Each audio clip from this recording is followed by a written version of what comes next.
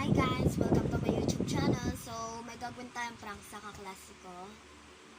Yung gagawin nating prank sa kanya is fake invitation card prank.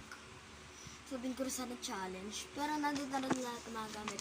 May papel, gulunde, syempre magkakasya ko yun yung one hole sa isang papel. Tapos ito yung ballpen. So, let's start right now by drawing something. Bang!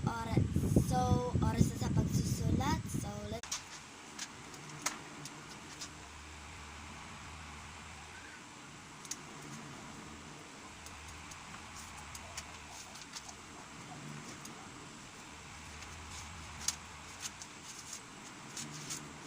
So, ito na po yung nagawa natin. So, kailangan na po siya natin siya. So, ito na po. Nagunting na po natin sa invitation card. So, tapos na po siya. See you at part 2.